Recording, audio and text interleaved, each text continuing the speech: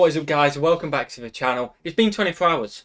It's been literally 2 minutes for us, hasn't it? Yeah. Literally, we went and got a new drink each, and we are back. It's the Battle of the Midway, Part 2, 1942, told from a Japanese perspective. We've just finished with all the strikes. As you can see on the screen, it's just talking about the Americans had a lot of losses, didn't they? Yes. We know you legends have probably corrected us on so much in the last video, but like I say, we're recording it 2 minutes after. Hope you enjoy the video. If you haven't seen part 1, top link in the description to go check out part 1, and then come back, because in the description to part 1 will be this video as soon as it goes out. Are you ready? Yes, I'm ready. The Battle of the Midway, part 2. What have we got?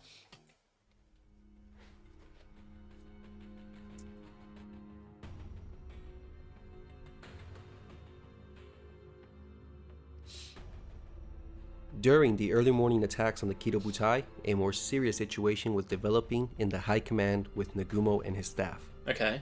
Shortly after 0700 hours, Nagumo received Tomonaga's report that a second strike was needed. I bet he panicked about that. The news was unpleasant, but had actually been expected. How could a force of 72 bombers, half of which were armed with medium-sized bombs, be expected to neutralize a fortified base? That's just not too bad then. No.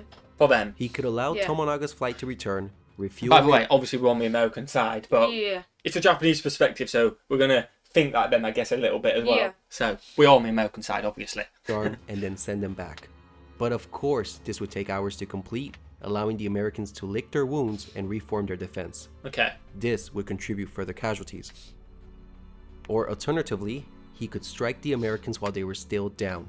He could use his reserve aircraft, who at the moment stood idly by doing nothing. They're for the carriers, But though. these were Not exclusively off the table because Yamamoto had ordered them to be reserved in case of an enemy carrier task force appearing. Do you think he risks But it? surely, I think he does. Yamamoto wasn't expecting Nagumo to fight an entire battle with only half his strength. I mean, come on, this was tantamount to making Nagumo fight this entire battle with one arm tied behind his back. Oh, wow. And this right here had been the fault in the whole Midway plan.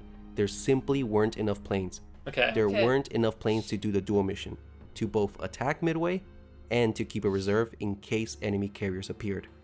You got to commit to one, haven't you? Yeah. So Nagumo looked at the maps, and by now his air searches were reaching their maximum range, and so far nothing had been found or reported. Okay. What about So number why 4? not use these planes for the second strike? And let's not forget that at this moment a Maverick plane I from hate Midway that had bit. just tried to suicide crash into his bridge. Midway was clearly still a threat, and as long as his airbase was operational, it posed a danger to his carriers. This is what probably prompted Nagumo's consequent decision.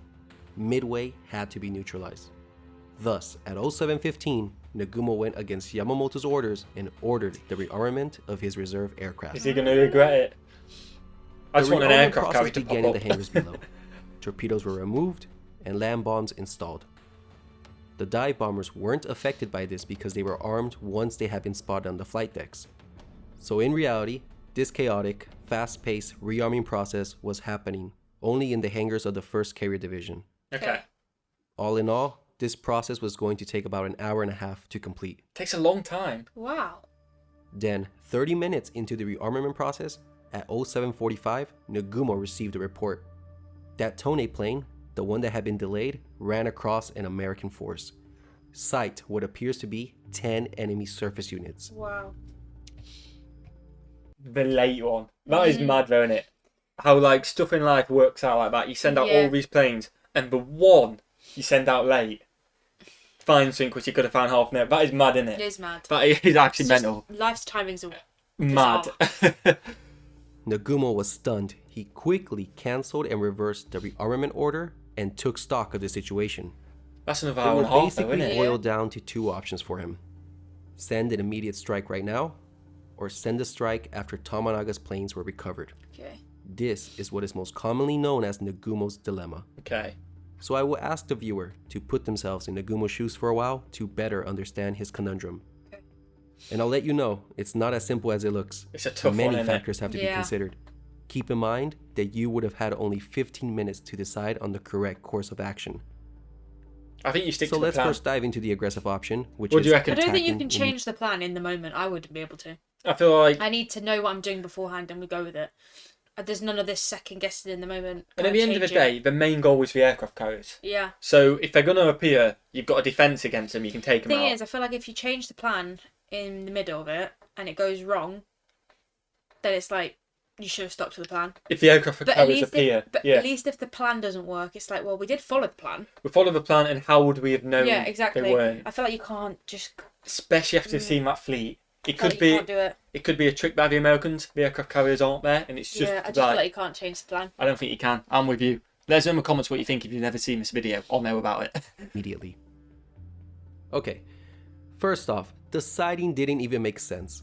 Based on the location, Tony number 4 plane was never supposed to come across it. Either he wasn't where he was supposed to be, or the task force location was incorrect. Okay. This brings up the composition factor. It was unknown. What did 10 ships mean? It could be a carrier task force, or they could simply be auxiliary ships. Could be anything. Nagumo didn't know, and this was unsettling. What if he sends a strike, and the sighting proved to be just destroyers or support ships? This had actually happened to Admiral Takagi a month earlier in the Battle of Coral Sea. Nagumo did not want a repeat of that mistake. Oh, so it's in the mind. But there were 2 additional alarming clues about the sighting. Why was there a force 240 miles northeast of Midway? Okay. There would be no reason for a force to be in this location unless it contained a carrier. Okay. And if it was a carrier, it would be in a prime position to unleash an attack on the Japanese's flank. Can't risk it. No. And more importantly, why was it steering into the wind? As it was known, it was procedure for aircraft carriers to steam into the wind when launching their aircraft. I feel like this is a Nagumo and his decoy. staff apparently saw the validity of these 2 clues, but in the end came to the conclusion that it was most likely just a surface force. Okay. Second, the rearmament process wasn't as devastating as many believe. The Val dive bombers weren't affected by this, only the Kates. Okay. 34 had been armed with torpedoes, but now only 19 were ready. Okay. 15 had been switched to land bombs.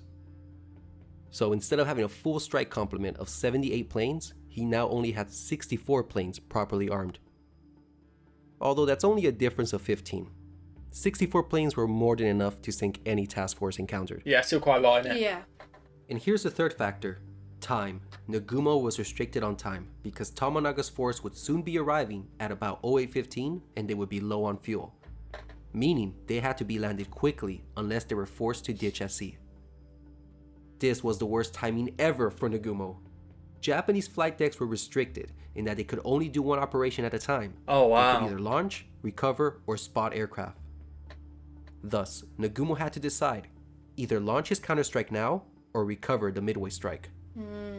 The fuel A lot of situation was decisions. troubling. There's a lot of decisions. If he didn't want to lose any more planes through ditching, he needed to finish the recovery by 0845, the latest. Okay. Why 0845? Well, let's take a look and work backwards to calculate the time constraints. It's 0745 now. Tomonaga's planes had enough fuel to fly overhead until about 0915. It would take 20 to 30 minutes to land them. That makes 0845 the threshold. Yeah. You Okay. better finish your launching process by this time or else start losing aircraft by ditching. This leaves Nagumo with an hour of leeway, and it took about 45 minutes to spot and launch an airstrike. So Okay, if he so, wants yeah, to take this 15 minutes. opportunity Yeah. to launch an attack with what he's got, he can. But he would have to start the process by 0800 the latest. Thus, this is the 15-minute window Nagumo got to make a decision. I reckon it's an Jeez, aircraft talk carrier. about being under pressure, huh? Was an attack feasible? Yes, it was. It would be a tight squeeze, but if he began now, by 0800, by 0845 his counterstrike would have taken off and Tomonaga's planes, who would be flying on fumes at this point, would then land. Okay. However, scratch that hypothetical because at 0753, the Kido Butai came under attack by those dive bombers. Theoretically, he could still launch a strike while under attack, although this was rarely done in combat and it was extremely risky. Okay. But one thing was for sure, that 45-minute launching process would have definitely stretched out closer to the length of an hour.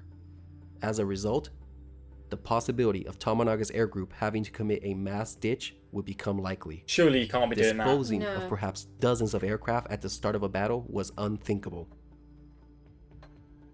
So Nagumo had to decide, does he attack this unknown target based in this sketchy, unconfirmed location, with some of his planes carrying the wrong ordnance and risk losing additional planes by unnecessary ditching, or he could simply wait until Tomonaga's strike had landed. You gotta wait. And then after recovery, launch a full balanced strike at whatever this target is with the proper ordnance. This was clearly the ultra-safe choice that offered no unnecessary risk. Yeah. But what made Nagumo think he still had time? Well, if we take the reported position at face value, the location meant that even if this force contained a carrier, it wouldn't have been within strike range of an escorted strike. Okay.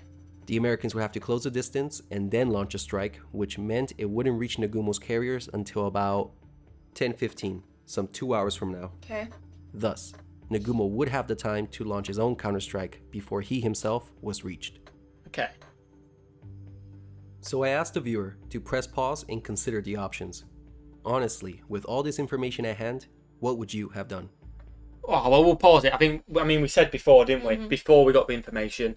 I feel like you'd recover the planes. Yeah. It seems so risky, the other one, isn't it? Yeah. I think you got to recover. I think you got to do it. Let us know in the comments what you would have done if you don't know. If you know, then you know. But if you do know, let us know what you'd have done when you first watched this video, you know? Yeah. If you've watched it before, let us know. But it's a tough one, isn't it? Mm.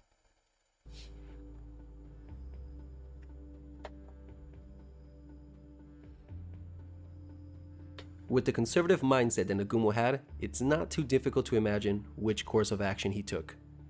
He went for the safest option. He would recover his planes first, and then launch a powerful, well-balanced strike at the enemy. But not good, but... It may be the wrong one. Nagumo opted for this choice because it promised mass and coordination over anything else. For as much as Nagumo has been criticized, his decision was doctrinal. If any other Japanese commander had been in his place, they would have also made the same decision. Yeah, like we did. Yeah. I'm guessing this is leading up to that was a mistake. I'm guessing so. Because he's pointing out you'd make this decision. Yeah. Everyone else would make this decision. So, like, why wouldn't you? Why wouldn't you? But... something's about to happen, surely. The Buckman. So let's continue the saga. Down below, the crews in the hangars worked feverishly to change the Kates with land bombs back again to torpedoes. In the midst of all the chaos, the bombs were not stored away safely. Instead, they were laid haphazardly around the hangar. Above in the bridge, Nagumo waited impatiently for further information. And it wasn't until 0820 that identification of the surface units finally came through. The enemy is accompanied by what appears to be a carrier. The carriers This are there. was dreadful news. Well, you may ask, why not attack now that you have definite confirmation of a carrier?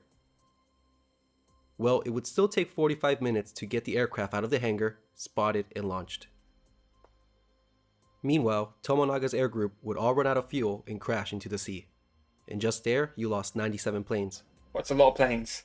Also, the strike would have to go unescorted since all the fighters have been brought up to assist in the air defense of the mobile force during the recent attacks. Okay. So the option of launching an unescorted strike, which was bound to receive heavy losses and lose 97 planes through mass ditching, wasn't seriously going to be considered by Nagumo. Basically, it was too late for Nagumo to attack now. He had made his bed, and now he had to lay in it. He would have to wait. Thankfully for him, the last morning attacks died down by 0837. The Kido Butai finally got a break from all the morning attacks and could now begin recovering the aircraft.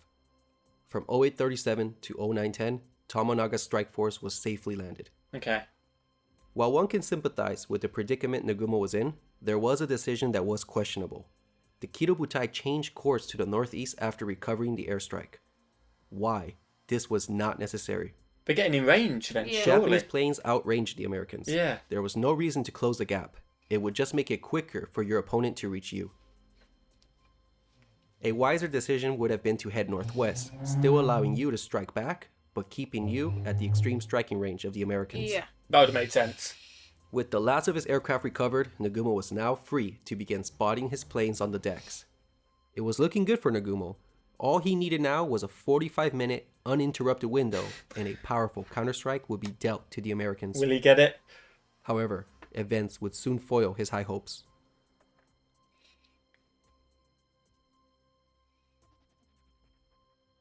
Oh, I swear it starts going downhill for him. A lot's happened In such a short space of Off to the time. north, has. enemy aircraft were spotted. Damn, instead of preparing to launch his strike, Nagumo would now be forced into evasive maneuvers and focus on protecting his carriers from the forthcoming assault. These 15 Devastator torpedo bombers were coming in and with no escorts. They would Okay. be easy prey for the 30 fighters that were protecting the mobile force. The 4 carriers turned to port to present their stern to the incoming attackers. What followed next was a stern pursuit, which put the Devastators at a disadvantage because of their slow speed. They could barely break 100 knots while carrying their ordnance. The fighters swarmed over them with impunity and they were cut to pieces. More losses. 2/3 were intercepted before they were even close to making their run-ins. Only 3 got That's close awful. enough to threaten the Soru, but ultimately only one, just one of the 15, was able to launch its torpedo. Wow. I guess it's disruption, but Yeah. However, not only did his torpedo It's not miss, good. but the pilot was shot down himself. that's Wow. 15 gone just like that. The attack had lasted about 15 minutes. Although the Japanese probably didn't know it at the moment, they had just destroyed an entire squadron, and there were no hits to stand for it. There would only That's be one awful. survivor of the 30 aircrew who participated in this heroic attack. To a plane. Not good. I mean, again, respect to them for Yeah. going in, but then no escort. But as soon as that attack was over, at 0940, another one began, this time from the south. It was at this time that Nagumo had to have realized that his mobile force was in serious trouble. It was imperative that Nagumo get his planes off the deck before being hit himself. Okay, All he needed was a 45-minute window to launch an airstrike. he's not getting it. But during attacks, he couldn't launch a strike because his flight decks were solely occupied with the replenishment of the combat air patrol fighters. To add to the mess, he was in a dangerous state because at the moment he was at his most vulnerable. His planes were fully fueled, armed, and parked densely within the hangars of his carriers. And more disturbingly, it was clear that these were carrier-based bombers. Whoa. Obviously, the reported location of the carriers had been wrong this whole time. They had actually been 55 miles closer when they were spotted Wow. at 0728. Oh, wow. Thus, his mobile force had been within American strike range this entire time. That ain't good This for is a them. clear example of the fog of war. Just like at Coral Sea, the Japanese commander had made a decision based on the information at hand. That was wrong. Yeah. Although unbeknownst to him, the information had been incorrect. Sometimes you can just plain out have bad luck. One thing was for sure, Japanese scout planes needed to practice their ship identification and spotting skills. Yeah. And set off on time. Oh well, Yeah. maybe Nagumo can dodge this attack as well. The 14 torpedo bombers came in, unescorted. The 2 divisions had selected the Kaga as their target, and they were trying to do an anvil attack on the slow carrier. But it would be difficult to do with their slow lumbering planes. Okay. Initially, they came in unopposed, but then Zeros swarmed over them, and the rightmost division took the brunt of the attack. Okay. 2 torpedoes were launched, but the Kaga dodged them. Surely they've got to hit something. With additional Come zeros on. added to the fray, only 3 torpedoes from the other division were released. But just as before, the Kaga skillfully avoided them as well. Once again, an attack had been pressed on gallantly by the Americans, no. but it had been ineffective. 9 of the 14 bombers were shot down, and of these 5 survivors, 1 had to ditch on the return trip. Wow. It's not Only good. 1 zero was lost. There's been a lot of losses. Just not And when good. that attack finished, guess what? Another one began. You have got to be kidding. For the last 50 minutes, these piecemeal attacks, although as ineffective as they were delaying the Stopping the launch of the launch. desperately needed So they all Japanese important. counterstrike. And more frightening, judging this to be the 3rd torpedo squadron, there definitely had to be more than 1 carrier. Actually, there wasn't just 1, there were 3. All 3 of them were Boy, there. was Nagumo in trouble. Wow. Also, the Japanese must have asked themselves at this point, where were the dive bombers? If the Devastators had made it this far, an imminent dive bombing attack was sure to come. I mean, like I say, there's been a lot of losses, and I suppose the respect just has to be up there because Yeah. they probably knew they were going in just to disrupt and try and do something. So the fact that they've gone in knowing that, like, heroes in their Yeah. own right, aren't they? Because Yeah, they've yeah, delayed it. But the Americans must have known about the attack long before. To have them all in To have that them position, already. Yeah. up in the top They must have right. known. They must have known. Like I said earlier, there's no need for them to be No. there. the communications were there. The Japanese must have. just got absolutely blindsided here, didn't they? Yeah, they must have known. But something was different with this forthcoming attack. These 12 torpedo bombers came in with an escort of 6 Wildcats. Ooh. The Zeros set out to intercept them, but little did they know they were in for a surprise. They can fight back this time. For the first time in the war, the famous Thatch Weave was used, named so by its creator, Jimmy Thatch, who was leading the division. Seems legit. The planes would start in a beam defense position. Okay. Once a Zero was on the tail of a Wildcat, the 2 sections would turn towards each other. This allowed one section to get a head-on attack on the chasing Zero. Oh, wow. It would Smart. either kill Yeah. or brush off the Zeros on your partner's tail. The process could easily be repeated. This defensive maneuver stunned the Zero pilots. Up to this point in the war, the Japanese pilots would always come out victorious in dogfights against their opponents. Okay. But now they were the ones getting beaten. All because of Thatch. 4 Fair Zeros play were to shot him. down, and only 1 Wildcat was lost during this interception. Thatch, in his fighter squadron alone, attracted the attention of over 20 Zeros. Many things have to be acknowledged at this point. First, the escort had done an excellent job. 11 of the 12 Devastators were actually able to push through for their run-ins, and this Okay. posed a considerable threat to the carriers. They've actually got a chance now. This caused the remaining Zeros, who were looking out for any nearby dive bombers, to descend from their high-altitude patrols to shoot down these intruders. Therefore, as we can see, the northeast sector became a magnet, sucking in all the fighters on combat air patrol. The dive bombers are Disturbingly, going to come this in. had the effect of leaving the carriers with no It's on its overhead way. protection. Feel it. They're What we are vulnerable seeing now. here is a dangerous example of target fixation. All eyes were glued on this developing threat that the situational awareness, that is, keeping a lookout for any other threats, was forgotten. This was leaving the Kido Butai in a vulnerable state. Yeah, I can imagine. Very vulnerable. And if them dive bombers coming from the top or something, The American bombers carried on, but with fresh Zeros diving from above, the Devastators stood little chance to prevail. The same story played out, and over half were shot down. Wow. Eventually, only 5 would end up launching at the Hiru, but the Japanese carrier successfully avoided them. we need a hit at The end some result point. would be that 10 of the 12 torpedo bombers were lost, and 1 of their 4 escorts for Wow. no hits. That's a lot. This last torpedo attack probably accounted for about 7 fighters. 7 zeros though. It's a bit better than 1.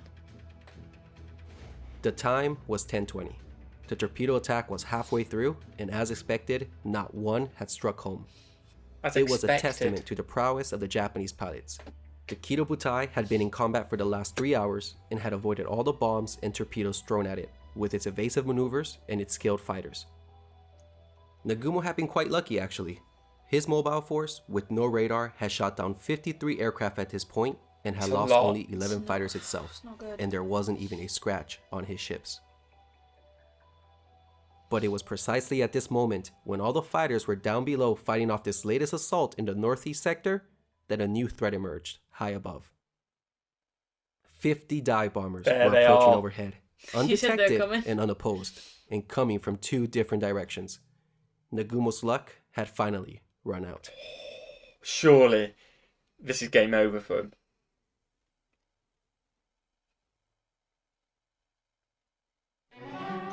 Oh, I thought I'd There's a gone off for movie or second something. then. The Kido Butai had never been faced with defeat before. In the previous 6 months, they had ruled the seas. They had sunk 5 capital ships, a light carrier, 2 cruisers, and half a dozen destroyers. Oh wow, a lot But of now, British in their there. unbroken Yeah. string of victories would come to an HMS, that's end. British, isn't it? Yeah, These dive bombers weren't rookies like the Midway base bombers. These were the A-team of the Pacific Fleet. game And over. with no I think. opposition, the result would be deadly. From the south came 2 squadrons, and they all teamed up on 1 carrier, the enormous Kaga. 30 dive bombers began their steep dives from 19,000 feet. The Kaga was practically taken by surprise, and she received 4 hits, Oh, her hit. one of which landed on the bridge, killing the captain and his staff. The Wow. planes, being fully fueled and armed inside the hangar, ignited, causing a chain of secondary explosions. She quickly became an inferno. The bombs on the deck as Yeah. well. Sodu was attacked by 13 dive bombers. 3 bombs were placed evenly along the center of her flight deck. All her hangars were hit, and just like the Kaga, the bombs set off a chain of explosions inside the Wow. ship. Fires immediately engulfed the carrier. It looked as if the Akagi might get off scot-free. However, when the Kaga was being pummeled, 3 dive bombers peeled off at the last moment and went for her. With pure skill, a bomb was dropped in its upper hangar. It didn't seem serious at first. A carrier this big could have certainly survived this single hit.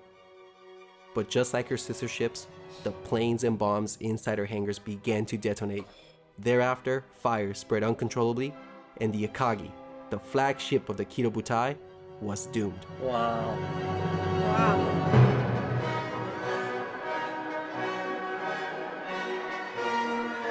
Game over. Yeah. In less than 5 minutes, history had changed. The powerful Kido Butai had been wrecked. Only one had been able to escape destruction, the Hiru. The outcome of the battle now rested upon the shoulders of the Hiru and her elite pilots. Surely they can't just do it though. Yeah, on their own. Taken 4 of them to get this far. And they've not even Yeah. touched an aircraft carrier.